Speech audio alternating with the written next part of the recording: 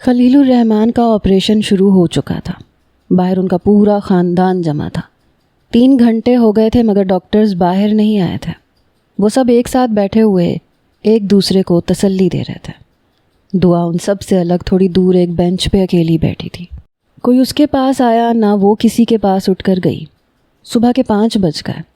مقید بہت تیزی سے چلتا ہوا آپریشن تھیٹر کے پاس آیا۔ سب اس کو دیکھ کر اس کی طرف بڑھے لیکن اس کی نظریں کسی کو ڈھونڈ رہی تھیں۔ مجیب الرحمان اس کی طرف بڑھے مگر اس نے انہیں ہاتھ کے اشارے سے روک دیا۔ پھر وہ کونے میں بیٹھی لڑکی کی طرف بڑھ گیا۔ دعا نے پہلے اپنے سر پہ کسی کا ہاتھ محسوس کیا، پھر نظر اٹھا کے اسے دیکھا۔ وہ جھٹکے سے کھڑی ہو گئی۔ مقید نے اپنے کندھے سے اسے لگایا اور پھر دعا کے آنسوؤں کا سیلاب آ گیا۔ وہ اس کے گلے سے لگی ہوئی زور زور سے رو رہی تھی، بہت کچھ بولنے کی کوشش کر رہی تھی۔ مقید اسے بہت نرمی سے خود سے لگائے چپ کروا رہا تھا۔ ضبط سے اس کا چہرہ سرخ ہو رہا تھا مگر وہ دعا کو خود سے لگائے کھڑا تھا۔ سلام نے آ کے اس کے کندھے پہ ہاتھ رکھا اور مقید کی برداشت جواب دے گئی۔ وہ سلام کے گلے لگ کے بچوں کی طرح رو رہا تھا، اس سے شکایت کر رہا تھا۔ وہ اپنے پا کے خیال رکھنے کی ذمہ داری سلام کو دے کر گیا تھا۔ اس نے کیوں ان کا خیال نہیں رکھا؟ کیوں ان ظالم لوگوں کے بیچ اکیلا چھوڑ دیا؟ وہ تینوں ایک ساتھ بیٹھے ہوئے تھے۔ مقید کے رویے نے کسی کو اتنی ہمت ہی نہیں دی کہ کوئی اس کے پاس آ جاتا۔ فجر کی اذان کی آواز ہسپتال میں آ رہی تھی۔ دعا نے سر اٹھایا۔ وہ نماز پڑھنا چاہ رہی تھی۔ مقید نے اس کے کندھے سے ہاتھ ہٹایا، پھر سلام کو اس سے ساتھ لے جانے کو کہا۔ مقید اب اکیلا بیٹھا بہت امید سے آپریشن تھیٹر کے بند دروازے کو دیکھ رہا تھا۔ کوئی مقید سے پوچھتا اندر لیٹے اس شخص کی اہمیت۔ اس نے ایک نفرت بھری نظر اپنے باپ اور پھپھو پہ ڈالی۔ اس کا دل چاہ رہا تھا وہ ان 2 افراد کو وہاں سے غائب کر دے۔ آپریشن تھیٹر کا دروازہ کھلا۔ سب تیزی سے ڈاکٹر کی طرف بڑھے۔ ڈاکٹر ہاشم ان سب میں زندگی کی روح پھونک ہے، مگر اگلے 72 گھنٹے بہت اہم تھے۔ خلیل الرحمان صاحب کو ICU میں شفٹ کیا جا رہا تھا۔ ڈاکٹرز نے صرف ایک اٹینڈنٹ کے علاوہ سب کو جانے کا کہا۔ مقید نے گھر جانے سے انکار کرتے ہوئے دعا کو اپنے پاس روک لیا۔ وہ اب ان لوگوں پہ بھروسہ نہیں کر سکتا تھا۔ مقید دعا کو پرائیویٹ روم میں لے آیا، پھر وہ باہر چلا گیا۔ دعا کو عجیب سی وحشت ہو رہی تھی۔ سب تھے تو وہ مقید کی اتنی قربت میں خود کو محفوظ محسوس کر رہی تھی، پر اب وہ یہ سب کچھ سوچ کر اسے مقید کا سامنا کرنے سے شرم آ رہی تھی۔ مقید ایک ٹرے میں چائے، 2 کلب سینڈوچ اور بسکٹس لے آیا۔ دعا آؤ ناشتہ کرو پہلے۔ دعا روم میں رکھے قرآن پاک کی تلاوت کر رہی تھی۔ اس نے مقید کو دیکھا، وہ بھی ہاتھ روک کے بیٹھا ہوا تھا۔ دعا نے چند سیکنڈز کے بعد قرآن کریم کو بند کر کے چوما، پھر کاؤچ پہ اس سے تھوڑا فاصلہ رکھ کے بیٹھ گئی۔ مقید صوفے پہ سر رکھے ایزی انداز سے بیٹھا ہوا تھا۔ ہمیشہ سیٹ رہنے والے بال ماتھے پہ بکھرے ہوئے تھے۔ اس کی آنکھیں بند تھیں مگر بند آنکھوں کے کنارے بھیگے ہوئے تھے۔ دعا نے اسے چیختے، چلاتے، طنز کرتے اور دوسروں کا مذاق اڑاتے ہی دیکھا تھا۔ یہ ٹوٹا بکھرا ہوا مقید اسے رلا رہا تھا۔ ابھی تو اسے یہ بھی نہیں پتا تھا کہ نانا جان کے جس گھر کو یہ اپنا سمجھتا ہے وہ تو نانا جان کے کسی دوست سجاد خان کا ہے۔ کیا اس کے بعد بھی یہ نانا جان سے اتنی ہی محبت کرے گا اور کیا ان کے کیے گئے فیصلوں پر قائم رہے گا؟ پا یہ گھر تو آپ میرے ہی نام کریں گے۔ اس گھر کے لیے ہی کتنی ناپسندیدہ لوگوں کو اپنی زندگی میں برداشت کر رہا ہوں۔ مقید کے جملے دعا کے کان میں گونجے۔ ایک ہوک سی دل میں اٹھی، شاید اس کی آنکھ لگ گئی ہے، کیسے اٹھاؤں؟ دعا نے ہلکے سے ٹیبل بجائی مگر نتیجہ بے سود۔ سنیں؟ اس نے کندھا ہلایا۔ مقید نے آنکھیں کھولیں اور اب حیرت سے دعا اور ہسپتال کے اس کمرے کو دیکھ رہا تھا۔ پھر ایک ہلکی سی مسکراہٹ اس کے لبوں کو چھو کر معدوم ہوئی، شاید وہ کسی خواب سے جاگا تھا۔ ہاں کیا ہوا؟ اس نے ہاتھوں سے اپنے بال سیٹ کیے۔ چائے ٹھنڈی ہو رہی ہے، ناشتہ کر لیں۔ تم شروع کرو۔ مقید نے کپ اور سینڈوچ اٹھا لیا۔ دعا اس کی طرف دیکھنے سے بھی گریز کر رہی تھی۔ وہ اس کے ساتھ اکیلے کمرے میں بیٹھنا نہیں چاہ رہی تھی۔ نزہت آنٹی کی باتیں اسے اپنی ہی نظروں سے گرا چکی تھیں۔ آرام سے ناشتہ کرو دعا، میں بس جا رہا ہوں، تم ریلیکس ہو جاؤ۔ وہ شرمندہ ہوئی۔ وہ ایسا کریں، تھوڑی دیر آپ ریسٹ کر لیں، میں نانا جان کے پاس چلی جاتی ہوں۔ اسے اس اکیلے کمرے میں رکنے سے بھی وحشت ہو رہی تھی۔ دعا نے نیچی نظروں سے ہی کہا۔ نہیں، تم آرام سے تھوڑی دیر سو جاؤ، رات سے یہیں پہ ہو، میں باہر ہی ہوں۔ اب وہ روم کے پردے برابر کر رہا تھا۔ پھر وہ دعا کے پاس آیا، ہاتھ پکڑ کے اسے بیڈ تک لایا، بیڈ پہ بٹھایا اور اس کے سر پہ کھڑا رہا جب تک وہ لیٹ نہیں گئی۔ شاباش، اب اچھے بچوں کی طرح سو جاؤ، میں گرینڈ پا کے پاس ہوں۔ دعا نے منہ کمبل کے اندر چھپا لیا۔ وہ لائٹ آف کر کے روم سے باہر آ گیا۔ اب وہ ICU میں ایک اسٹول پر بیٹھا ہوا تھا۔ خلیل الرحمن کو مشینوں، نلکیوں اور ڈرین میں جکڑا دیکھ کر وہ ایک اذیت میں مبتلا تھا۔ وہ خاموشی سے ایک ٹک اس چہرے کو دیکھ رہا تھا۔ مقیت الرحمن کے لیے دنیا میں اس چہرے سے زیادہ کوئی چہرہ اہم نہیں تھا۔ اللہ، میں ان کے بغیر نہیں رہ سکتا، مجھے ان کی ضرورت ہے۔ ابھی تو مجھے انہیں بتانا ہے کہ مقیت ان سے کتنی محبت کرتا ہے۔ وہ ان کے بغیر کچھ بھی نہیں ہے۔ غلطی ہو گئی، میں آپ کو چھوڑ گیا تھا۔ میں کہہ رہا تھا کہ یہ لوگ، ایک لمحے کے لیے بھی آپ نے میرا نہیں سوچا یار۔ میں کیسے جیوں گا آپ کے بغیر؟ پلیز واپس آ جاؤ۔ آنسو اس کی آنکھوں سے روا تھے۔ وہ بے آواز رو رہا تھا۔ اسٹاف نے اسے باہر جانے کا کہا۔ وہ خاموشی سے باہر آ کے ٹھنڈی بینچ پہ بیٹھ گیا۔ دارالخلیل۔ محب اور ہانیہ ناشتہ کر رہے تھے۔ اتنا سب کیسے ہو گیا ہانی؟ کوئی ان لوگوں کو روک بھی نہیں پایا۔ کس اذیت سے گزرے ہوں گے گرینڈ پا؟ محب نے روتی ہوئی ہانیہ سے کہا۔ محب سمجھ ہی نہیں آیا کیا ہو رہا ہے۔ بس ایک دم سے تایا جان کے غصے کی آواز آئی۔ میں تو باہر لان میں تھی۔ پہلے تایا جان اور پھر نزہت پھپھو نے تو حد کر دی۔ دعا اور مقیت پر ایسے الزام لگائے کہ ہمارے سر شرم سے جھک گئے۔ سوچو اس بیچاری کا کیا حال ہوا ہوگا۔ ڈیڈ کی تو تم فکر مت کرو، انہیں تو اب برو سنبھال لیں گے۔ ان کے سامنے ڈیڈ کی آواز بھی نہیں نکلتی۔ لیکن ایک بات ہے، ہانی، نزہت پھپھو کے الزام غلط ہیں، یہ میں بھی مانتا ہوں، پر ان دونوں کے بیچ کچھ تو ہے۔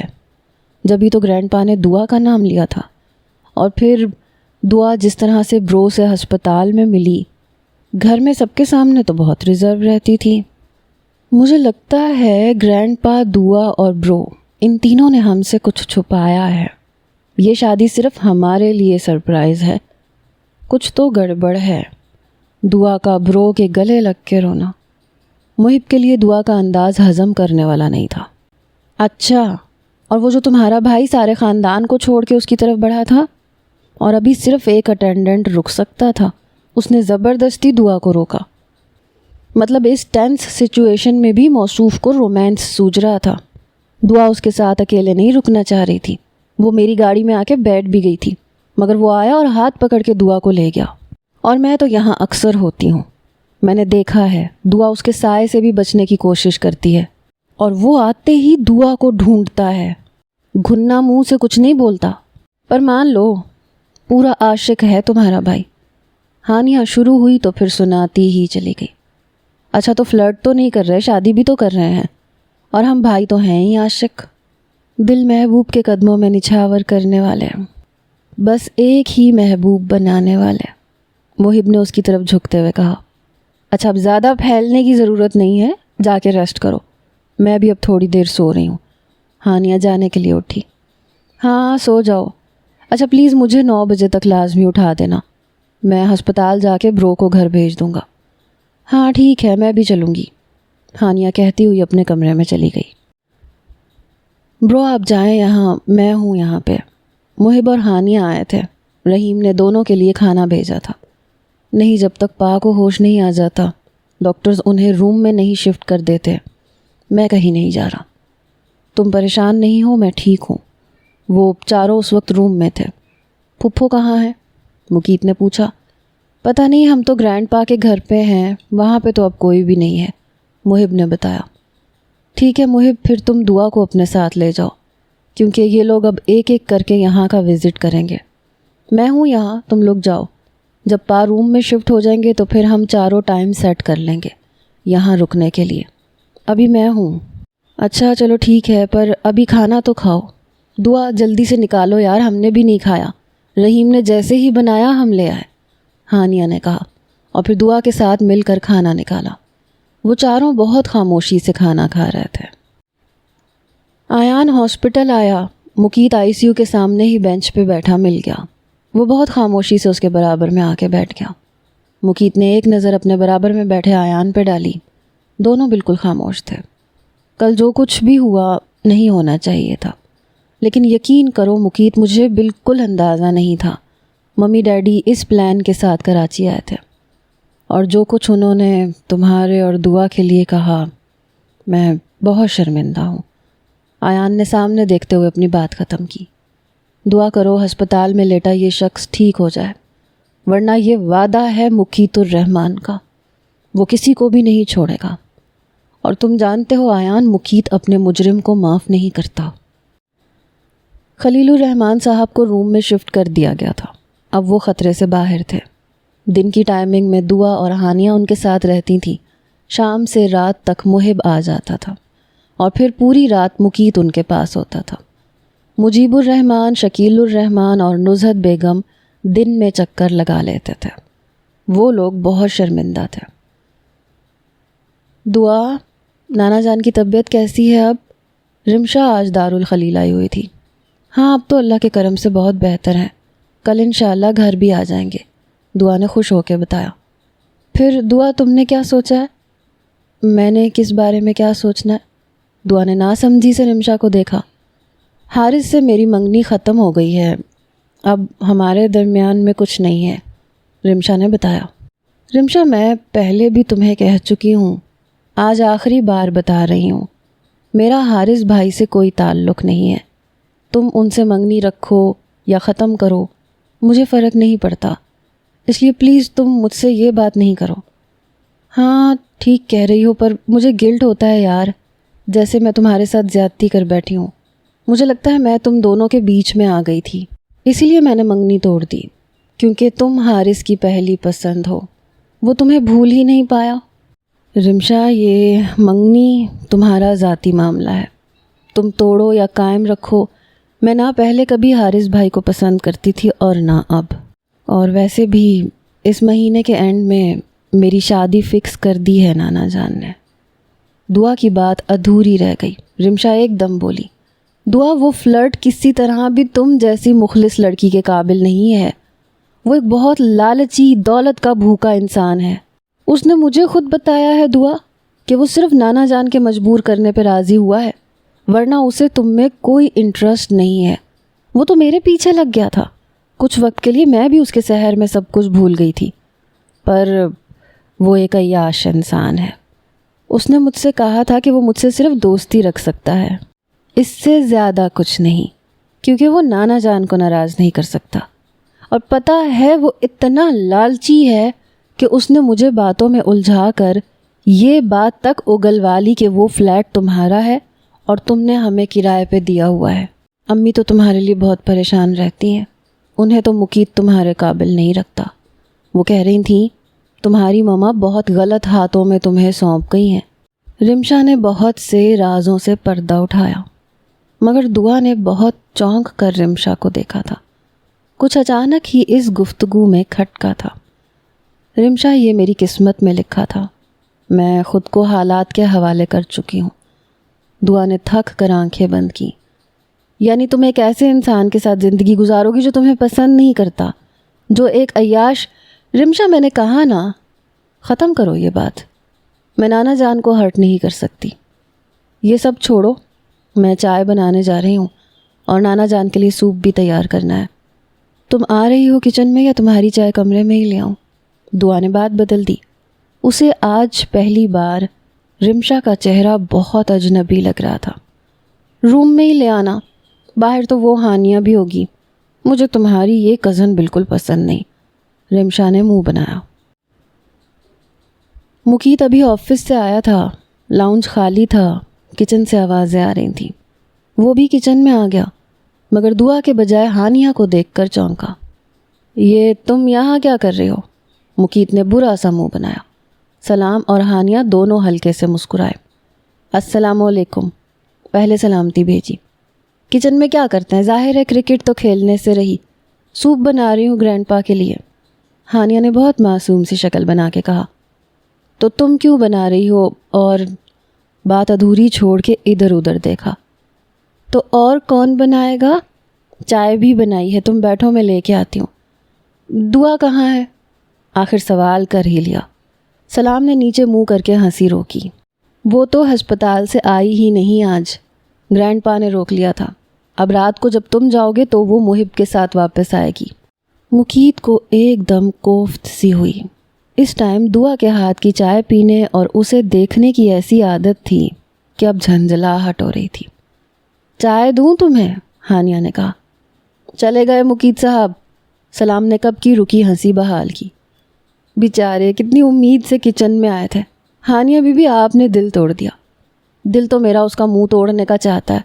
کتنا چھپا رستم ہے، کسی کو کانوں کان خبر نہیں ہونے دی، اور بنتا کیسے ہے؟ وہ دونوں ہنس رہے تھے۔ مقیت اپنے روم میں آیا، ابھی کوٹ اتار کر پھینکا ہی تھا جب کوئی دروازہ کھول کے اندر آیا۔ مقیت غصے سے مڑا، پر سامنے رمشا کو کھڑا دیکھ کر چونکا۔ تم؟ کیا بدتمیزی ہے؟ دروازہ نوک کر کے آنا چاہیے، اور تم یہاں آئی ہی کیوں ہو؟ باہر نکلو فوراً، مقیت نے بدتمیزی سے کہا۔ مقیت میرے ساتھ ایسے نہیں کرو، میں بہت محبت کرتی ہوں تم سے۔ وہ دعا تمہارے قابل نہیں ہے، وہ ایک بے وفا لڑکی ہے، ابھی بھی حارث سے رابطے میں ہے۔ حارث نے مجھ سے منگنی توڑ دی ہے دعا کے کہنے پہ۔ وہ روتے ہوئے مقیت کے کندھے سے لگی۔ مقیت نے کندھے سے لگی روتی ہوئی رمشا کو دیکھا۔ سلام بھائی، رمشا کہاں گئی؟ کیا زیاد بھائی اسے لینے آئے تھے؟ دعا رمشا کو ڈھونڈتے ہوئے آئی۔ کوئی نہیں آیا تھا، آپ نے ہانیہ بی بی کے کمرے میں دیکھا؟ سلام نے کہا۔ نہیں، وہاں نہیں ہے، آپ ذرا گارڈ سے پوچھیں۔ سلام باہر کی طرف گیا۔ دعا باجی، یہ مقیت بھائی کی چائے انہیں دے دیں۔ وہ جانے لگی تو رحیم نے اسے روکا۔ دعا نے حیرت سے رحیم کو دیکھا۔ آپ خود دے آئے رحیم بھائی، میں رمشا کے لیے، وہ بھی آپ کو بھائی کے روم میں ہی ملیں گی۔ رحیم نے کپ دیتے ہوئے جیسے کچھ جتایا۔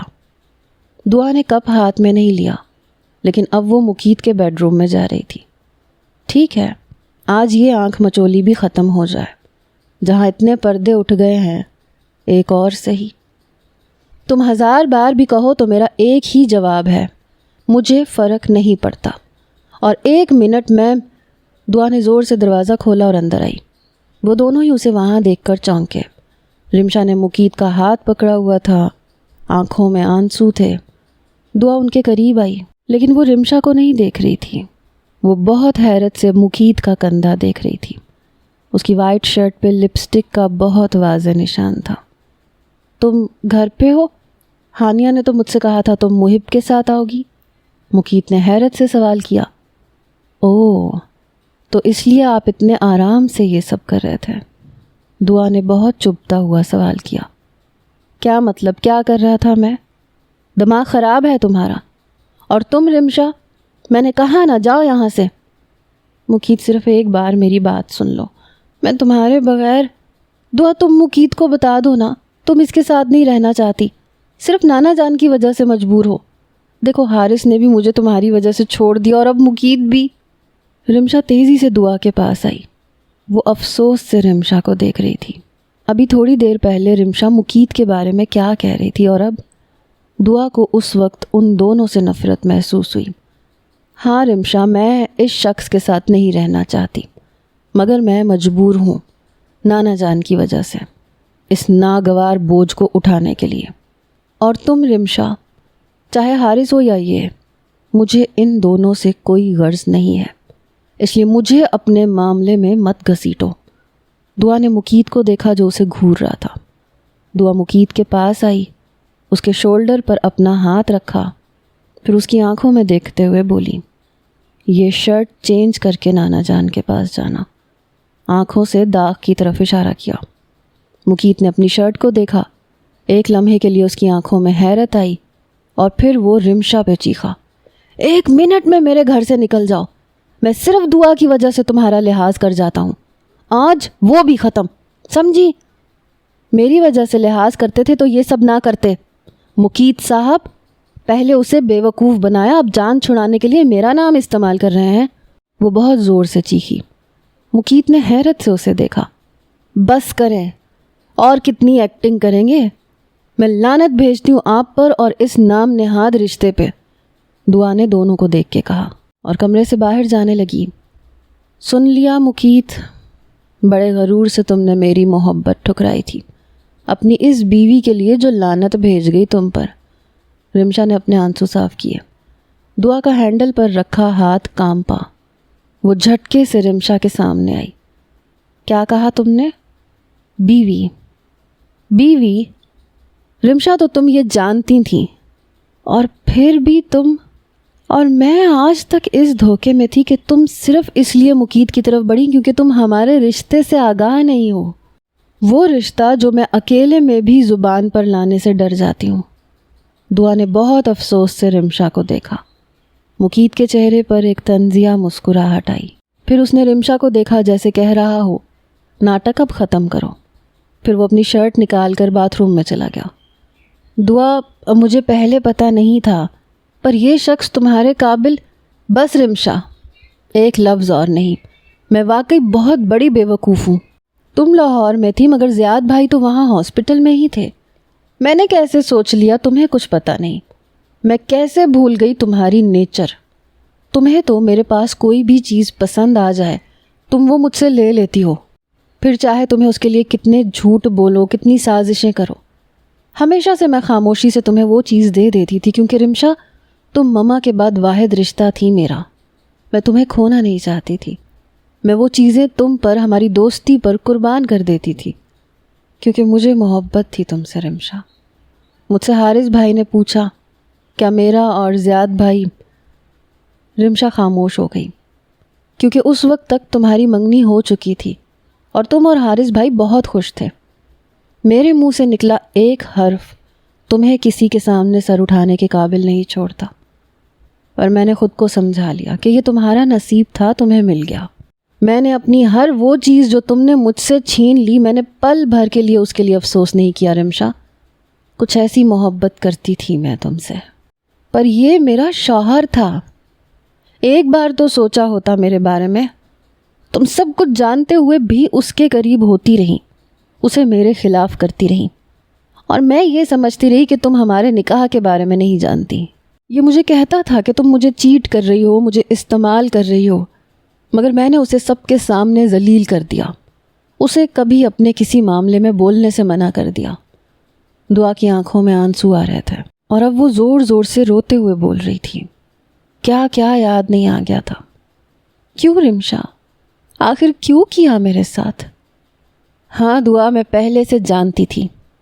تم ہمیشہ مجھ سے آگے رہی ہو، ہر جگہ، اسکول، گھر، کالج، تم نے ہمیشہ تعریفیں سمیٹی ہیں۔ میں ہمیشہ ثانوی حیثیت میں رہی، دوسرے درجے کی مخلوق۔ بہت محنت کرنی پڑی تم سے آگے نکلنے کے لیے، پھر میں تم سے جیتنے لگی۔ لیکن حارث، تم نے مجھے وہاں ہرا دیا دعا۔ حارث میرا ہو کے بھی تمہارا تھا، اس نے مجھ سے منگنی ختم کر دی صرف تمہاری وجہ سے۔ تو بس آج حساب برابر۔ تم نے میرا منگیتر مجھ سے چھینا، میں نے تمہارا شوہر۔ یہ جو مرد ہوتے ہیں نا، بڑی اونچی ناک والے ہوتے ہیں، اور مقیت کو تو تمہارا ماضی بھی پتہ ہے، اور لعنت تو تم اس پہ بھیج ہی چکی ہو۔ اب وہ تمہیں مل بھی گیا تو مجھے کوئی فرق نہیں پڑتا۔ جب میں اکیلی ہوں تو تم کیسے آباد رہ سکتی ہو؟ رمشا کہہ کے کمرے سے نکلتی چلی گئی۔ دعا شکست خوردہ قدموں سے مقیت کے بیڈ روم سے جا رہی تھی جب مقیت نے اسے پیچھے سے آواز دی، مس دعا نواز خان، آپ پریشان نہیں ہوں، آپ کے ساتھ کوئی زبردستی نہیں ہوگی، بہت جلد آپ اس ناگوار بوجھ سے آزاد ہو جائیں گی۔ وہ خاموشی سے باہر نکل آئی۔ خلیل الرحمن صاحب گھر آ گئے تھے اور اب دن رات ان کے بچے، پوتے، پوتیاں، نواسے، نواسیاں ان کے پاس آتے رہتے تھے، اور یہی وجہ تھی کہ مقیت بس صبح ہی خلیل صاحب سے مل کر جاتا تھا، پھر دوسرے دن ہی ان کے سامنے آتا تھا۔ آج بھی وہ ان لوگوں کے لیے آڈ ون تھا۔ نصرت بیگم کل واپس اسلام آباد جا رہی تھیں، اس لیے بیگم غزل مجیب نے خلیل صاحب سے مشورے کے بعد شکیل الرحمن سے محب اور ہانیہ کی منگنی کی تقریب رکھ لی، جو دارالخلیل میں ہی منعقد ہونا قرار پائی۔ محب اور ہانیہ کی تو خوشی کا کوئی ٹھکانہ ہی نہیں تھا، باقی سب بھی بہت جوش و خروش سے آج رات ہونے والے فنکشن کے لیے تیاریاں کر رہے تھے۔ بس 2 ہی افراد تھے جو غم کی تصویر بنے ایک دوسرے سے روٹھے ہوئے اپنے اپنے کاموں میں مصروف تھے۔ دعا، بچے کیا بات ہے؟ میں دیکھ رہا ہوں تم کچھ دنوں سے بہت زیادہ چپ رہنے لگی ہو۔ دعا انہیں ناشتہ کروانے آئی تھی جب انہوں نے دعا سے سوال کیا۔ دعا ان کے کمرے میں ہوتی تو مقیت نہیں آتا تھا اور اس کے نکلتے ہی وہ خلیل الرحمن کو میڈیسن دیتا تھا اور تھوڑی دیر ان کے ساتھ وقت گزار کر چلا جاتا تھا۔ یہ بھی ان کے ہاسپٹل سے آنے کے بعد سے ہو رہا تھا، ورنہ پہلے تو مقیت کی کوشش ہوتی تھی کہ جب تک دعا ان کے پاس ہو وہ بھی وہیں بیٹھا رہے۔ میں تو پہلے بھی بہت چپ ہی رہتی تھی نانا جان، زیادہ باتیں کہاں کرنا آتی ہیں۔ وہ اداسی سے مسکرائی۔ کسی کی کوئی بات بری لگی ہے تو بتاؤ مجھے، کچھ کہا ہے تمہیں کسی نے؟ دعا نے نہیں میں گردن ہلائی۔ مقیت نے کچھ کہا ہے؟ انہوں نے کھوجتی ہوئی نظروں سے اسے دیکھا۔ وہ جو بہت دیر سے ضبط کر رہی تھی ایک دم سے رونے لگی۔ آپ نے اور امی نے بہت زیادتی کر دی ہم دونوں کے ساتھ۔ میرا اور ان کا کوئی جوڑ نہیں ہے، سب ٹھیک کہتے ہیں، میں ان کے ساتھ قدم ملا کے نہیں چل سکتی نانا جان۔ وہ ان کا ہاتھ پکڑے روتے ہوئے کہہ رہی تھی۔ مقیت کمرے میں آیا۔ دعا کی دروازے کی طرف پیٹھ تھی۔ خلیل صاحب نے اسے اشارے سے بیٹھنے کا کہا۔ وہ وہیں دروازے کے پاس خاموشی سے کھڑا ہو گیا۔ میں ساری زندگی اس احساس کمتری میں نہیں گزار سکتی کہ انہوں نے مجھ پہ ترس کھا کر اپنے دادا کے مجبور کرنے پہ یہ رشتہ کیا ہے۔ نانا جان، میری خودداری پہ بہت گہری چوٹ لگتی ہے۔ ساری زندگی امی نے مجھے سر اٹھا کر جینا سکھایا۔ بہت بری حالت میں بھی جب اماں ہمیں چھوڑ گئے، بیماری میں، تکلیف میں، وہ کبھی کسی کے سامنے نہیں جھکی۔ سب ان سے کہتے تھے تمہارے ابا اتنے پیسے والے ہیں، اپنے علاج کے لیے وہاں چلی جاؤ، مگر وہ کبھی نہیں مانی، اور جاتے جاتے وہ مجھے اتنا ہلکا کر گئیں، میری خودداری کو آپ کے پوتے کے قدموں میں پھینک گئیں کہ جب دل چاہے اس پہ قدم رکھتے ہوئے گزر جاؤ۔ وہ آج دوسری بار اپنی ماں کے مرنے پہ رو رہی تھی۔ بیٹا، ایسا کچھ بھی نہیں ہے، تمہارے نکاح کے لیے ارم نے نہیں کہا تھا، وہ تو صرف تمہیں میرے ساتھ بھیجنا چاہتی تھی، اپنی بیٹی کو محفوظ کرنا چاہتی تھی۔ تو کیا میں ایسے آپ کے گھر میں نہیں آ سکتی تھی؟ آپ نے کیوں اس مغرور انسان کو مجبور کیا؟ وہ اس رشتے پر خوش نہیں ہے نانا جان، وہ یہ رشتہ ختم کرنا چاہتا ہے۔ دعا کے انکشاف پہ صرف خلیل صاحب نہیں چونکے تھے۔ دروازے سے ٹیک لگائے کھڑا مقیت بھی حیران ہی رہ گیا تھا۔ دل تو چاہا ابھی اس کی طبیعت صاف کر دے، جو سارے الزام اس پہ لگا کے خود مظلوم بن رہی تھی۔ تم سے یہ کس نے کہا کہ وہ خوش نہیں ہے یا یہ رشتہ ختم کرنا چاہتا ہے؟ خلیل صاحب نے حیرت سے سوال کیا۔ مجھے کون بتائے گا؟ اب اتنی بھی بے وقوف نہیں ہوں میں، انسانوں کی پہچان ہے مجھے۔ پہلے تو اس گھر کے لالچ یا شاید آپ کی محبت میں مجبور ہو کے یہ نکاح کر لیا تھا اس نے، پر جب سے یہ پتہ چلا ہے کہ یہ گھر آپ کا نہیں ہے، آپ کے دوست کا ہے، جب سے وہ بدل گئے ہیں۔ خلیل صاحب کو بہت زور سے ہنسی آئی، مگر روتی ہوئی نواسی کا خیال کرتے ہوئے ضبط کر گئے۔ پہلی غلط فہمی تمہاری میں آج دور کر دیتا ہوں بیٹا، کہ مقیت کو سرے سے کسی نے مجبور تو کیا، نکاح کا کہا بھی نہیں تھا، یہ اس کا خود کا فیصلہ تھا۔ دعا نے چونک کے سر اٹھایا۔ ہاں بیٹا، میں تو کبھی اپنے بچوں کی شادیاں اپنی مرضی سے نہیں کر سکا، پوتے پہ کیا زبردستی کرتا میں۔ یہ اس کا مشورہ تھا کہ ارم کے آخری لمحے میں ہم اسے یہ سکون تو دے سکتے ہیں کہ اس کی بیٹی کو ایک مضبوط چھت مل گئی ہے، اسے اس کی زندگی کا ساتھی مل گیا ہے۔ میں راضی نہیں تھا، کیونکہ میری سوچ بھی میرے بچوں جیسی تھی کہ تم دونوں میں بہت فرق ہے، کوئی میچ نہیں ہے تم دونوں کا۔ مجھے لگا تھا کہ یہ شادی ہو بھی گئی تو زیادہ چلے گی نہیں، اس لیے میں نے کسی سے بھی تمہارے نکاح کا ذکر نہیں کیا تھا۔ اور کچھ عرصے بعد جب تم اپنی ماں کے صدمے سے باہر نکلیں، دوبارہ سے اپنی پڑھائی شروع کی، تو میں نے مقیت کو بلا کے کہا تھا کہ جو نکاح خاموشی سے ہوا ہے اسے خاموشی سے ختم کر دیتے ہیں۔ ویسے بھی تم دونوں کا رجحان مجھے نہیں لگا تھا، اور مجھے پتا تھا جس دن مجیب کو اس نکاح کا پتہ چلا وہ سارا الزام میرے سر پہ ڈال دے گا۔ میں اس عمر میں کوئی الزام اپنے سر پہ لینا نہیں چاہتا تھا، پر مقیت نے میری بات سنتے ہی طوفان اٹھا دیا، بہت لڑا تھا مجھ سے۔ جانتی ہو کیا کہا تھا اس نے؟ وہ دروازے کی طرف دیکھ کے مسکرائے تھے، مگر پوتے صاحب کا موڈ بگڑ رہا تھا۔ اس بے شرم نے مجھ سے یہ کہا تھا، پا آپ کو کیا لگتا ہے یہ جو میں روز جلدی آفس سے اٹھ کے شام کی چائے پینے بھاگا چلا آتا ہوں، رات کو جتنی بھی دیر سے گھر آؤں صبح آپ کے کمرے میں چائے پینے کے لیے آ جاتا ہوں، اس کی کیا وجہ ہے؟ یہی کہ تمہیں چائے پسند ہے۔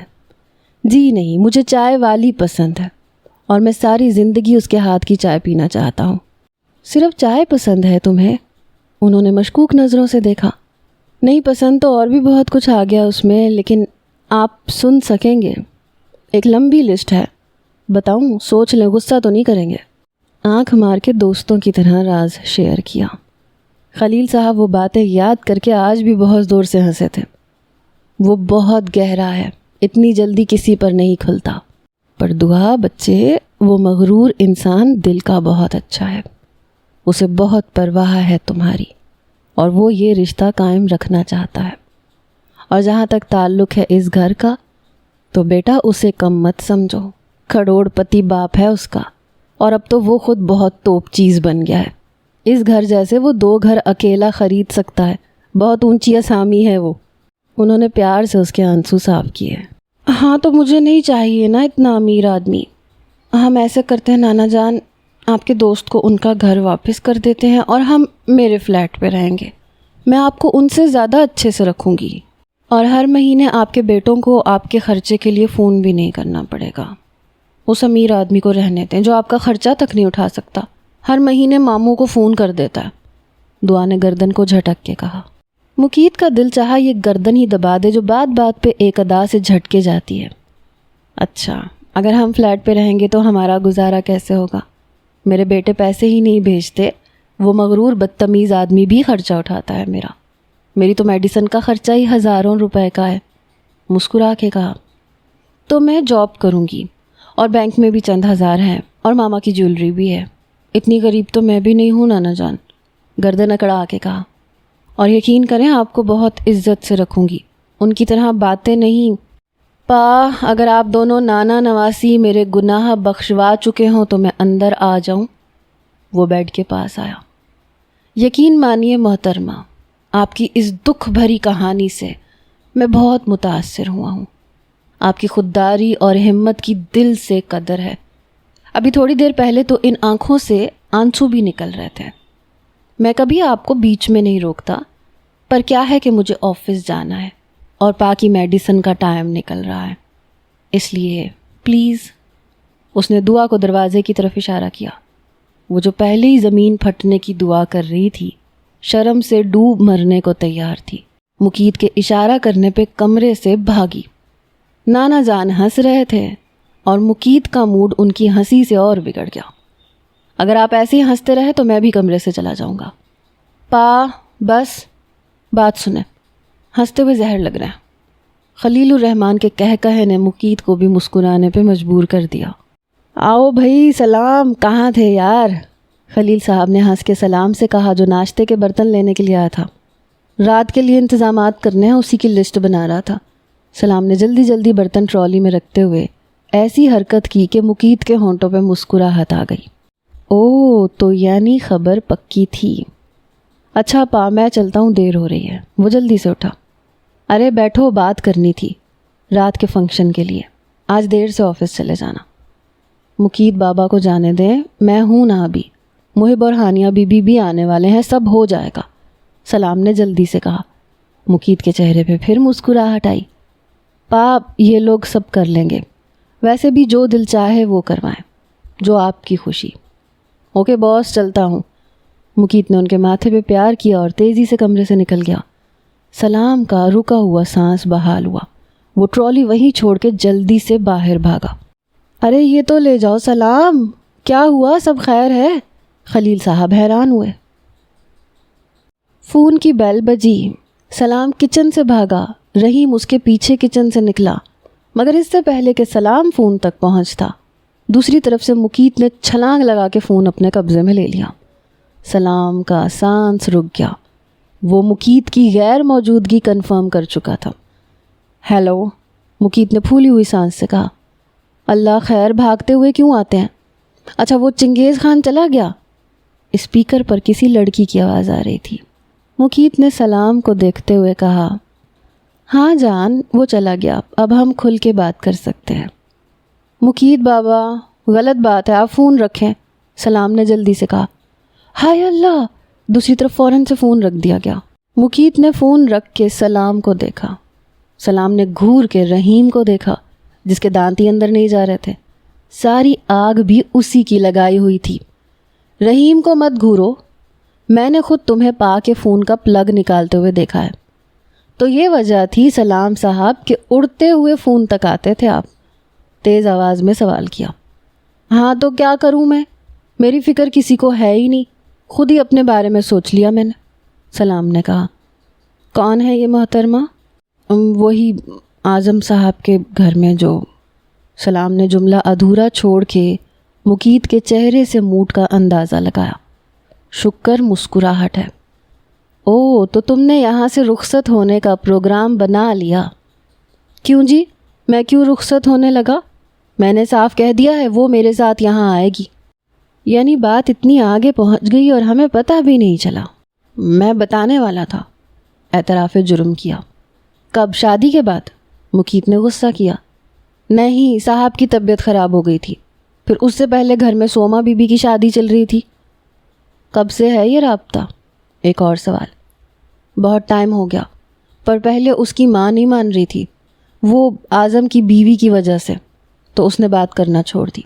اب خود ہی دوبارہ فون کیا کہ اماں مان گئی ہیں، سلام نے دانت نکال کے کہا۔ تو وہ کیا نام تھا یار اس لڑکی کا؟ رحیم سے پوچھا۔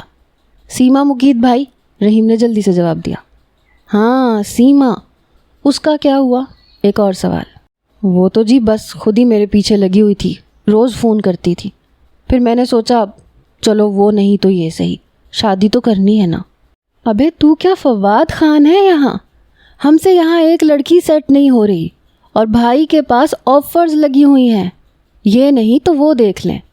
واہ، میری پرسنالٹی ہی ایسی ہے، اور میں کوئی فلرٹ نہیں کر رہا، بس ایک ہی ہے وہ سیما، وہ تو خود ہی پیچھے لگی تھی۔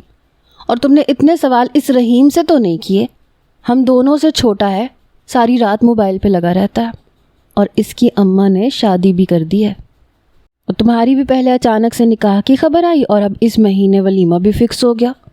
تو میں کیا اس دنیا میں آم لینے آیا ہوں؟ کیا مر جاؤں میں؟ بہت جلے دل سے کہا مقید، اور رحیم نے کہا لگایا۔ تو بھائی تم ایک پر سیٹ تو ہو، رحیم نے بھی ٹانگ اڑائی۔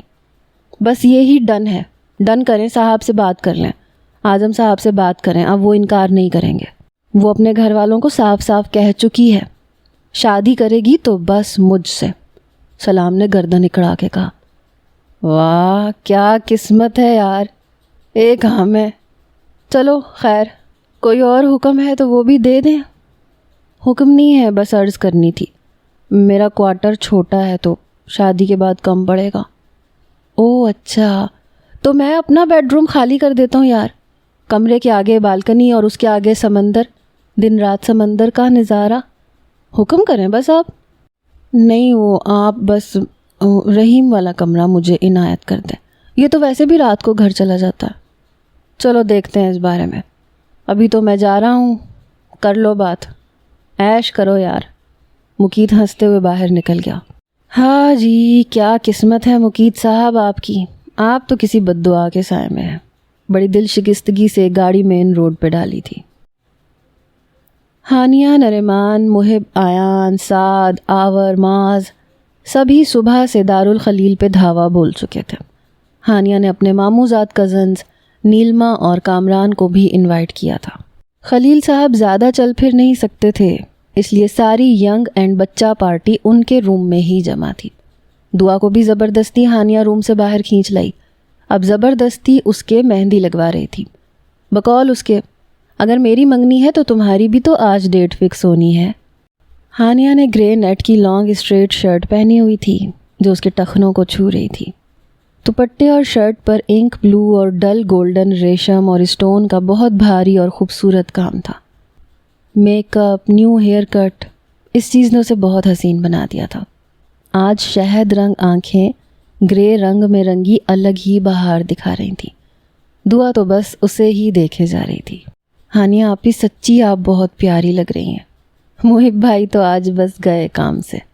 وہ اس کے گلے لگی. مس ورلڈ، آپ کا اپنے بارے میں کیا خیال ہے؟ صرف لائٹ سے میک اپ سے اتنی قیامت ڈھا رہی ہو آپ. دروازہ کھول کے کوئی اندر آیا.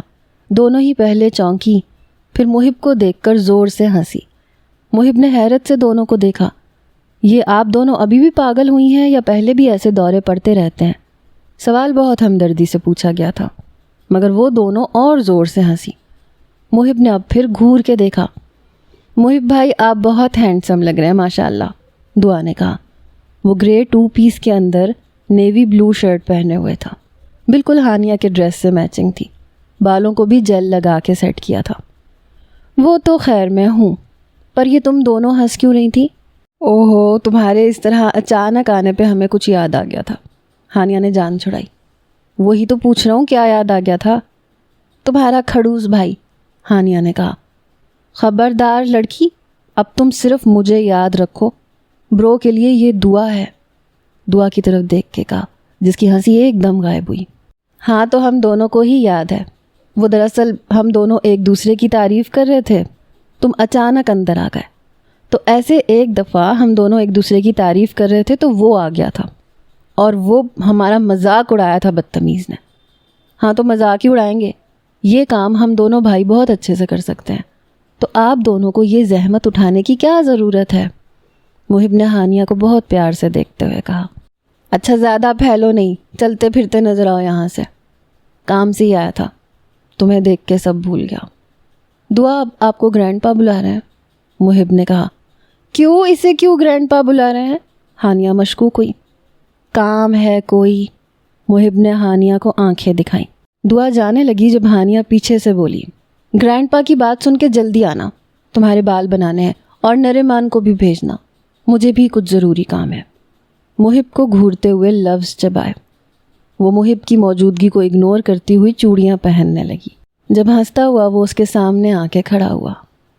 کیا تم مجھ سے شرما رہی ہو ہانی؟ مسکرا کے پوچھا. ایویں؟ مجھے کیوں شرم آنے لگی؟ میں تو تیار ہو رہی ہوں، دیر ہو رہی ہے. اچھا لاؤ میں تمہاری ہیلپ کر دیتا ہوں، اکیلے تھک جاؤ گی. کہتے ہوئے ہاتھ پکڑا ہی تھا جب دھماکے سے دروازہ کھلا اور معاذ اور سعد اندر آئے. ہاتھ جلدی سے چھوڑا. محب بھائی، آپ بلا رہے ہیں کیا؟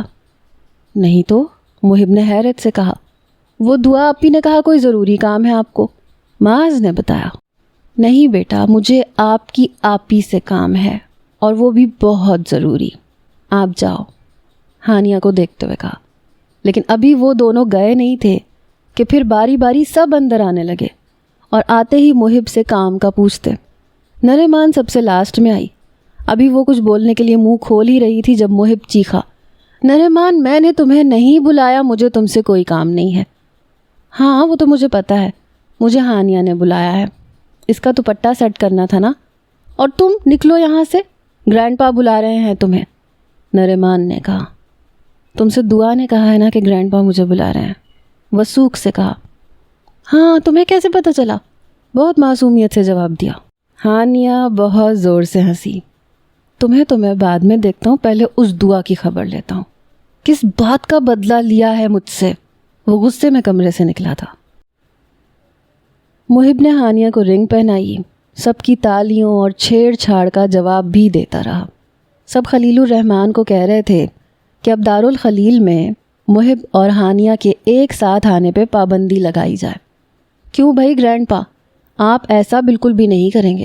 یہ کیا بات ہوئی؟ جب منگنی نہیں ہوئی تھی تو کوئی پابندی نہیں، اور اب یہ ظلم. محب نے کہا. برخوردار ابا ایسا نہیں کہیں گے، پر یہ پابندی ہانیہ کا باپ لگائے گا. تمہارا دارالخلیل میں داخلہ بند ہے، ورنہ مجھ سے برا اور کوئی نہیں ہوگا. شکیل صاحب نے ہنستے ہوئے دھمکی دی. ایک شور اٹھا تھا. اب تو میں ویسے بھی اپنے چاچو کے گھر آیا کروں گا.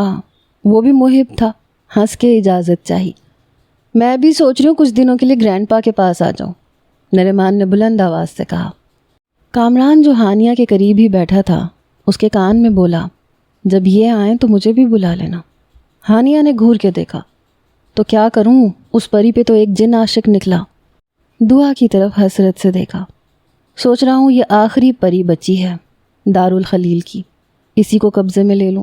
تاکہ اس بھوت بنگلے سے بچپن کا جو رشتہ ہے وہ جڑا رہے۔ کامران نے بات تو مذاق میں شروع کی تھی مگر اینڈ میں سنجیدہ ہو گیا۔ ہانیہ تو اس کی بات پہ مسکرا بھی نہیں سکی۔ یہ دارالخلیل اب ان کا کب تک ہے کون جانتا تھا۔ سب کھانے سے فارغ ہو کر اب چائے کافی پی رہے تھے جب نزہت بیگم نے کہا، ابا آپ کافی دیر سے بیٹھے ہوئے ہیں، آپ ریسٹ کر لیں، تھک جائیں گے، کہیں طبیعت خراب نہ ہو جائے۔ ہاں ابا، نزہت ٹھیک کہہ رہی ہے، آپ آرام کریں۔ محب صاحب نے بھی ہاں میں ہاں ملائی۔ ہاں یار ریسٹ ہی کرنا ہے، لیکن آج مجھے تم سب سے ضروری بات کرنی ہے، اس لیے تم سب یہاں آ کے بیٹھو۔ جب صرف گھر والے ہی رہ گئے تو خلیل الرحمن نے کہا، دراصل اس دن ہماری بات میری طبیعت کی وجہ سے ادھوری رہ گئی تھی۔ محب اور ہانیہ نے ایک ساتھ ہی اپنی انگلیوں میں پہنی رنگ پکڑی۔ گرینڈ پا پھر کبھی کر لیجیے گا بات، ابھی آپ ریسٹ کر لیتے، محب نے مری ہوئی آواز سے کہا۔ خلیل صاحب ایک دم زور سے ہنسے۔ ڈرو نہیں پوتے، آج ہاسپٹل نہیں جانا، دل کی مرمت کروا کے آیا ہوں، تھوڑا بوجھ رہ گیا ہے اسے ہلکا کرنے دو۔ ابا اللہ آپ کو خیریت سے ہمارے سروں پہ سلامت رکھے، آپ کہیں کیا بات ہے، نزہت بیگم نے کہا۔ اس دن اس گھر کے بارے میں آدھا سچ کہا تھا میں نے، دراصل بوڑھا ہو گیا ہوں نا، کہتے ہیں بوڑھا اور بچہ برابر ہوتا ہے، تو بس دل چاہا کہ دیکھوں کہ یہ جو مجھے گھر لے کے جانا چاہتے ہیں، انہیں اگر پتہ چلے کہ یہ گھر میرا نہیں ہے تو کون آگے بڑھے گا۔ پر تم لوگوں کو تو ایسا صدمہ لگا کہ میں آج تک یہ انتظار ہی کرتا رہا کہ کوئی تو مجھ سے کہے کہ ابا سجاد انکل کو ان کا گھر واپس کر دیں اور ہمارے گھر چلیں۔ خلیل صاحب نے ہنس کر اپنی ساری اولاد کو دیکھا۔ تو کیا یہ گھر آپ نے بیچا نہیں تھا ابا؟ سب سے پہلے مجیب الرحمن کو ہوش آیا۔ بیٹا میں نے کہا اس دن آدھا سچ کہا تھا، تو اس کا مطلب ہے جو میں نے کہا وہ سب سچ ہی تھا، مگر اس کے بعد کیا ہوا یہ ابھی باقی ہے۔ تو ابا آپ بتائیں نا کیا کہنا چاہتے ہیں، یہ گھر کس کا ہے، کس نے خریدا تھا؟ نزہت بیگم سے بھی اب برداشت نہیں ہو رہا تھا۔ خلیل الرحمن دکھ سے مسکرائے۔ ہاں سجاد نے ہی خرید کر مجھے رہنے کے لیے دے دیا تھا، اور ہمیشہ کے لیے میرا سر اس کے آگے جھک گیا تھا۔ یہ سوچتے ہوئے میں یہاں رہنے لگا کہ میں سجاد کی مدد کر رہا ہوں، وہ ملک سے باہر ہے تو کوئی قبضہ نہ کر لے۔ وہ ہنسے تھے۔ سجاد نے بھی مجھ سے یہی کہا کہ وہ مجھ پہ احسان نہیں کر رہا، میرے رہنے سے اس کے گھر کی حفاظت ہو رہی ہے۔ پھر یہ بات تو میرے اور سلام کے علاوہ کوئی جانتا بھی نہیں، اس لیے میں چپ ہو گیا، بھرم رہ گیا۔ پر میں غلط تھا۔ آج سے 3 سال پہلے مجھے ایک بار پھر ایک لیٹر ملا۔ اس بار وہ سجاد کا تھا، وہ پاکستان ہمیشہ کے لیے چھوڑ رہا تھا، اور اس نے یہ گھر کسی پارٹی کو بیچ دیا تھا۔ اب مجھے یہ گھر خالی کرنا ہے، اس لیے اس پارٹی سے ملنے جانا تھا۔ میں ڈر گیا کہ مقیت کو کیسے بتاؤں گا۔ سچی بات تو یہ ہے کہ میں اسے آزمانے سے ڈرتا تھا کہ کہیں وہ مجھے چھوڑ نہ جائے۔ پہلے ہی میری ساری ذمہ داری وہ اکیلا ہی اٹھا رہا تھا، اگر اسے یہ پتہ چلا کہ یہ گھر بھی میرا نہیں ہے تو وہ مجھے اکیلا چھوڑ دے گا۔ ایک وہی تو تھا میرے بڑھاپے کی لاٹھی، مجھے لگا وہ بھی آج چھن جائے گی۔ میں خاموشی سے اس بندے سے ملنے چلا گیا، مگر وہاں صرف سجاد تھا۔ اس نے بتایا کہ پارٹی ابھی آنے والی ہے۔ پھر اس نے مجھے پیپرز دکھائے۔ مجھے ملکیت کے خانے میں اپنا ہی نام پڑھنے میں بہت مشکل ہوئی، سمجھ ہی نہیں آ رہا تھا کیا لکھا ہے۔ سلام میرے ساتھ تھا۔ اس نے مجھے بتایا، وہ جو خود کو میرا باپ کہتا ہے نا، اسی گھر کے کسی کونے سے چھپا ہوا اسے بینک کا لیٹر مل گیا۔ بس پھر جیسے میں نے اس سے سب کچھ چھپایا، اس نے بھی مجھ سے سب کچھ چھپایا، اور سجاد کے ساتھ مل کے ڈیل کی، اس گھر کی قسطیں ادا کیں، 2 سال کے اندر اندر یہ گھر خرید لیا، اور میرے سامنے آئے بغیر سجاد سے گھر کے پیپرز مجھے دلوا دیے۔ سجاد کے سامنے جھکا میرا سر دوبارہ بلند ہو گیا۔ انہوں نے گردن اونچی کر کے اپنی سب اولادوں کو دیکھا، سب کے سر شرم سے جھکے ہوئے تھے۔ کافی دنوں سے ہماری یہی بحث چل رہی تھی کہ اب میں یہ گھر اپنے نام نہیں رکھنا چاہتا، پر مقیت کہتا تھا کہ یہ گھر ہمارے لیے ایک شیلٹر ہے، اس لیے میرے بعد یہ ایک شیلٹر ہوم بنا دیا جائے، اور میرے سارے پوتے پوتیاں، نواسے نواسیاں جب چاہیں یہاں آ سکیں، اس لیے یہ گھر کسی کے بھی نام نہیں ہو۔ وہ کہتا تھا ہانیہ تو ویسے بھی ہر دوسرے دن محب سے لڑ کے یہاں ہی آیا کرے گی، تو اگر یہ گھر مقید کے نام کر دیا تو وہ تو ہانیہ کو گھسنے بھی نہیں دے گا۔ خلیل الرحمن اور محب ہنسے تھے، مگر ہانیہ کو بہت زور سے رونا آیا تھا۔ لیکن اس دن جو کچھ تم سب نے کیا، میں ڈر گیا۔ یوں جو میری زندگی میں اس گھر کو بچنے کا پلان نہ بنا سکتے ہوں، وہ میرے بات تو خیر چھوڑو، پرانی بات ہے۔ مجھے تم لوگوں کو یہ بتانا تھا کہ یہ گھر اب میرے نام نہیں ہے، نہ یہ مقید کے نام ہے۔ یہ گھر میں نے ارم کی بیٹی کے نام کر دیا ہے، کیونکہ میں اپنی اس بیٹی کو اس کی زندگی میں اپنی وراثت سے کچھ نہیں دے سکا تھا۔ اللہ مجھے اس ناانصافی کے لیے معاف کرے۔ خلیل صاحب نے اپنی بات ختم کی۔ سب کی نظر ایک طرف سر جھکائے بیٹھی عام سا سوٹ پہنے، سر کو اسکارف سے لپیٹے اس لڑکی پہ ٹھہر سی گئی۔ نصرت بیگم نے رشک اور حسد سے اس لڑکی کو دیکھا، جو کچھ مہینے پہلے ان کے اعلیٰ خاندان کا حصہ بنی تھی۔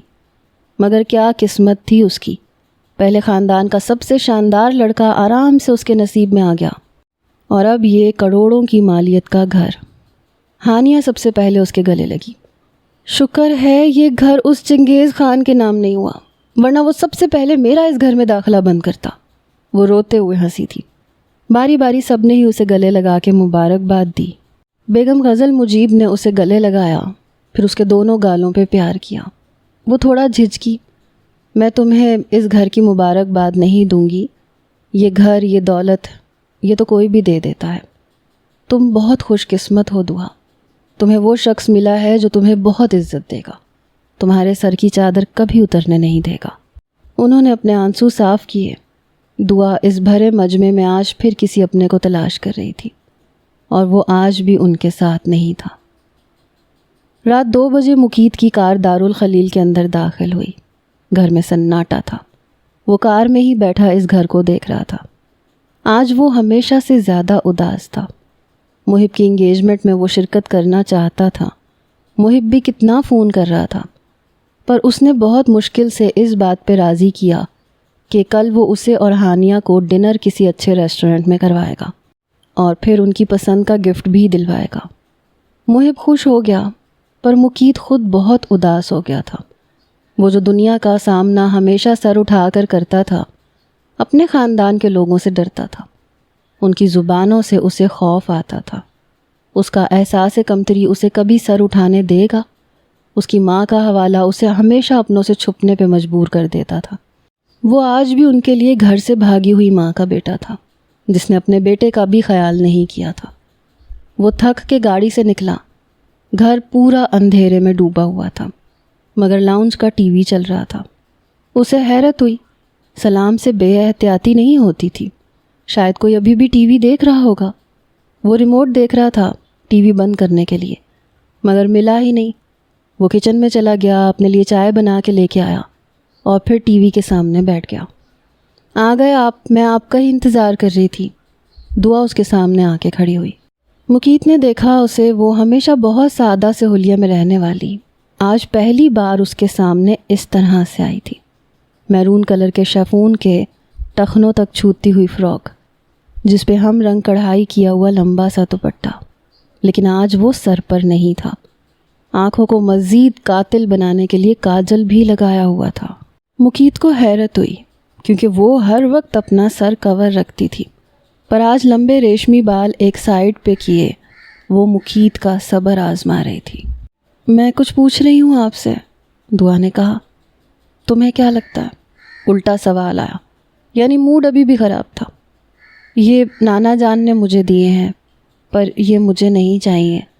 گھر کے کاغذات اس کے سامنے رکھے۔ تو یہ تم انہیں واپس کرو، مجھے کیوں دے رہی ہو؟ وہ مجھ سے نہیں لے رہے، اطلاع دی۔ تو آگ لگا دو، مجھے اس سے کوئی غرض نہیں ہے۔ یہ گھر پاکا ہے اور یہ فیصلہ بھی۔ گردن کو جھٹکا دیا۔ انہوں نے آپ کے ولیمے کی ڈیٹ بھی فکس کر دی ہے، بہت اہم اطلاع دی۔ تو میں کیا کروں؟ میرے ولیمے کی، محترمہ کا تھوڑی نہ ہوگا۔ ابھی بھی چپتا ہوا جواب آیا۔ تو یہ کہ جب میں صبح انکار کر چکی ہوں، اور اس دن آپ نے بھی یہی کہا تھا کہ آپ سب کچھ ختم کر دیں گے، پھر ان پیپرز کی اور ولیمے کی کیا ضرورت ہے؟ ویسے بھی میں نے نانا سے کہا تھا مجھے اپنے گھر جانا ہے، میں زبردستی آپ کی زندگی میں شامل نہیں ہونا چاہتی۔ دعا نے کہا۔ تو محترمہ اتنا تیار ہو کے مجھ سے اس رشتے کو ختم کرنے کا کہنے آئی ہیں؟ پاگل لگتا ہوں میں ان کو۔ سر سے پیر تک اسے فرصت سے دیکھا۔ میں نے کیا کہا تھا؟ سب بھول جاؤ۔ تم بتاؤ کیا چاہتی ہو دعا نواز؟ تم مجھ پہ اور اس رشتے پہ لعنت بھیج چکی ہو، تو آج صاف صاف بتا دو کہ تم کیا چاہتی ہو۔ میں اپنی بہت انسلٹ برداشت کر چکا ہوں۔ مجھے کبھی کسی نے اتنا ڈی گریڈ نہیں کیا جتنا ان 3 مہینوں میں تمہارے ہاتھوں ہوا ہوں۔ آپ کے اور رمشا کے درمیان اس دن جو میں نے دیکھا، دعا نے کہنے کی کوشش کی۔ کیا دیکھا؟ بولو، ایسا کیا دیکھ لیا تم نے جو اس کے سامنے میری اتنی انسلٹ کی؟ وہ تو پہلے دن سے مجھے تمہارے بارے میں گمراہ کر رہی تھی۔ پھر جس طرح سے حارث کے فون آنا شروع ہوئے تھے، میں نے کوئی سوال کیا تم سے؟ نہیں، کیونکہ مجھے تم پہ بھروسہ تھا۔ میں جب تمہیں لینے آیا تھا مجھے وہ لڑکی اس دن ہی کچھ عجیب سی لگی تھی۔ پھر کچھ دنوں کے بعد اس کے فون آنے شروع ہو گئے۔ میں نے اسے ہمارے نکاح کا بتایا، لیکن وہ پہلے سے جانتی تھی۔ اس کے خیال میں تم پہ بہت ظلم ہو رہا ہے کیونکہ تم حارث کو پسند کرتی ہو اور بہت جلد تم طلاق کا مطالبہ کرنے والی ہو۔ میں نے تمہیں وارن کیا تمہاری دوست کے بارے میں، مگر تم نے رو رو کے پا کو میری شکایت لگا دی۔ خودداری کا ایسا بخار چڑھا کہ سارے خرچے خود اٹھانے ہیں۔ بدتمیزی کرنے لگی مجھ سے، تو پھر میں نے تمہیں تمہارے حال پہ چھوڑ دیا۔ اور کیا کرتا میں؟ اس دن بھی جب وہ میرے ساتھ جم میں تھی، اس نے تم سے جھوٹ کہا زیاد کے فون کے بارے میں، مگر تم اتنی عقل سے پیدل ہو، تم نے اس سے یہ نہیں پوچھا کہ وہ خالی ہاتھ ہے، زیاد کا فون کس چیز پہ آیا؟ میں جان بوجھ کے اسے تمہارے سامنے گھر چھوڑنے لے کے گیا تھا، تمہیں یہ دکھانے کے لیے کہ یہ ہے تمہاری دوست۔ مجھے وہ لڑکی تمہارے آس پاس بھی پسند نہیں تھی اور میں نہیں چاہتا تھا کہ وہ ہمارے گھر پہ آئے، مگر تمہیں تو اس پہ بھروسہ تھا، مجھ پہ نہیں۔ اس نے زیاد سے بھی تمہارا تعلق جوڑا کیونکہ تم نے زیاد کو اپنا فلیٹ دیا ہوا ہے۔ اس نے بتایا تھا زیاد نے رشتہ دیا تھا پر پھپھو نے انکار کر دیا تھا، اور حارث نے بھی، اسی لیے تم سے تعلق ختم کیا تھا۔ مجھے اور کسی بات پہ تو نہیں، ہاں زیاد کو فلیٹ کرائے پہ دینے پہ تھوڑا برا محسوس ہوا تھا کیونکہ تم نے یہ بات پا کو بھی نہیں بتائی تھی۔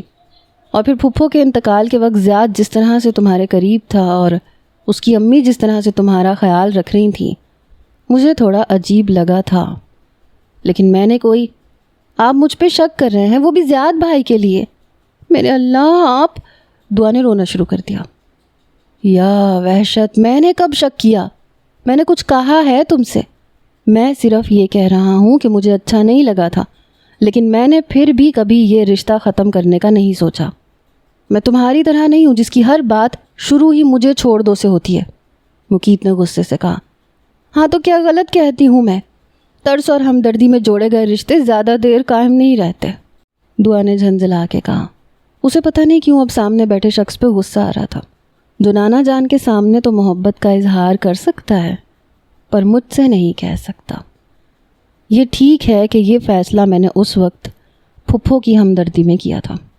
میں ڈیڈ کی زیادتی کا ازالہ کرنا چاہتا تھا، پا کو اس گلٹ سے نکالنا چاہتا تھا کہ انہوں نے اپنے بیٹوں کی خاطر اپنی بیٹی کے ساتھ ناانصافی کی، لیکن ان سب باتوں کے ساتھ بھی میرے ذہن میں کہیں بھی نہیں تھا کہ میں یہ نکاح وقتی طور پہ کر رہا ہوں۔ یہ کوئی لاجک نہیں ہے رشتوں کی کامیابی کے لیے جو تم دے رہی ہو۔ میں بہت سیدھا سادہ شریف انسان ہوں۔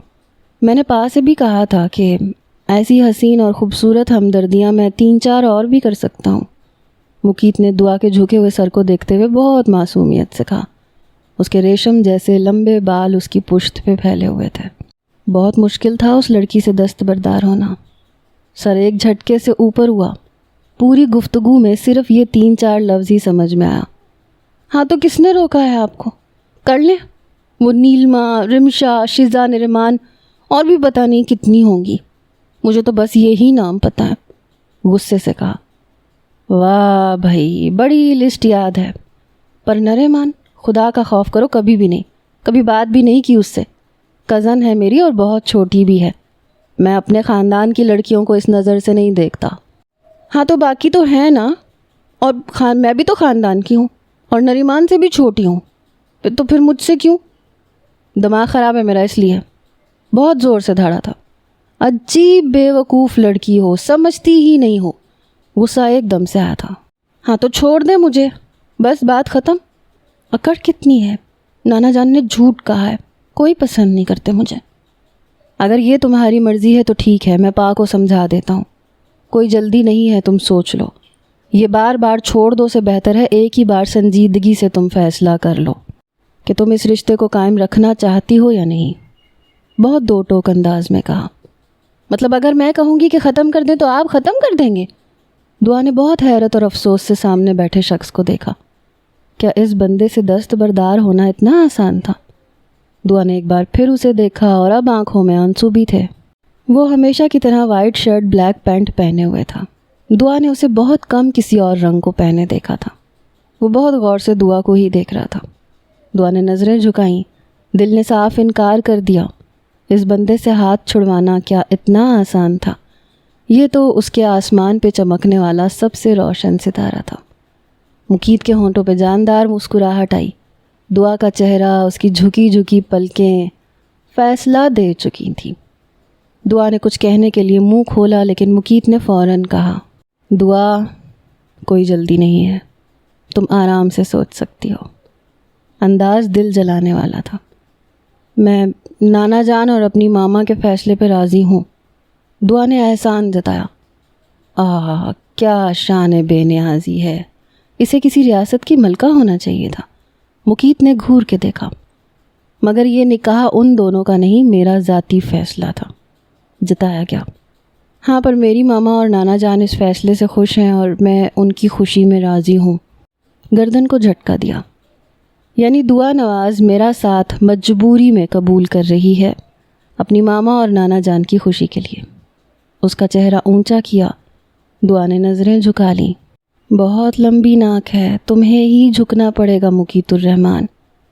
चलें जी, आपने जिस वजह से भी हमें कबूल किया, मगर मुकीतुर रहमान ने दुआ को सिर्फ़ अपने दिल की वजह से कबूल किया। इन जादुई आँखों ने मेरे दिल के गिरदे खिसार खींच दिया।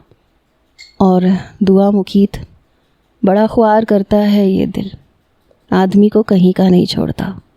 ठंडी सांस भरी, फिर सोफ़े पे रखा अपना कोट उठाया और वहाँ से जाने लगा। दुआ ने उसका हाथ पकड़ा। और दुआ को बहुत मान है इस दिल पे, जिस दिल में थोड़ी सी जगह पाने के लिए बहुत लोगों ने दुआएं की, लेकिन ये सिर्फ़ दुआ का है। और दुआ को इस दुनिया में सबसे ज़्यादा इस दिल से मोहब्बत है। दुआ ने नीची नज़रों से मुस्कुरा के अपनी बात ख़त्म की। मुकीत ने मुस्कुरा के उसे कंधों से थामा। ये अल्फाज मेरे लिए एज़ाज़ हैं।